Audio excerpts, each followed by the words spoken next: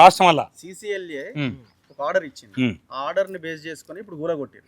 ఆ సిసిఎల్ఏ కాదు, నేను చెప్తాను. సిసిఎల్ఏ ఆర్డర్ చెప్పండి. On verification of record it was found that none of the alleged proceedings were issued by the Bhudan Yagna board. The copy of the alleged proceedings produced by the encroachers are fake and fabricated. నేను ఒక మాట అంట, Lokesh Kumar IAS revenue department నేను చెప్తున్నా. ఇప్పుడు నేను ఒక మాట అడుగుతాను, ఎవరిని ఆ జిల్లా ఈ సిసిఎల్ఏ కానీ వాళ్ళు కానీ. ఇప్పుడు ఆ భూమి 62 ఎకరాలు భూదానం కాదనుకో, ఆ భూమి ఆల్రెడీ కేసీఆర్ వాళ్ళ తాతదే అనుకుందాం. తర్వాత ఆ సర్టిఫికెట్లన్నీ దొంగయ్య అనుకుందాం. అన్నీ ఇవన్నీ ఒప్పుకుంటున్నా. ఆడ ఉన్న వ్యక్తులు ఎవరు? ఆడ ఉన్న వ్యక్తులు పేదోళ్ళ ధనవంతుల?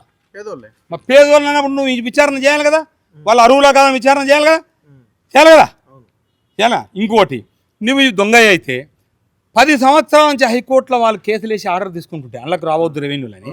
మనం నీ గవర్నమెంట్ ప్లీడర్ ఏం చెప్తుండు, బోర్డు స్టాండింగ్ కౌన్సిల్ ఏం చెప్తుండు, హైకోర్టులో జడ్జి గారు బరాబర్ అడుగుతాడు, వీళ్ళకి ఇచ్చిండ్రా, వీళ్ళకి ఉన్నాయా అని అడుగుతాడు.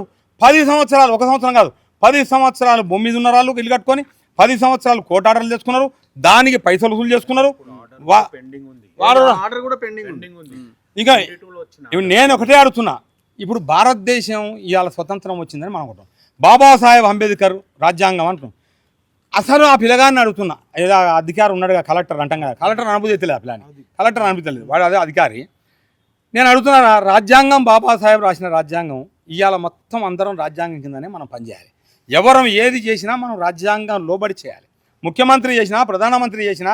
అవునా? ఇంకోటి, ఇన్ని కోర్టులు ఉన్నాయి రాష్ట్రంలో.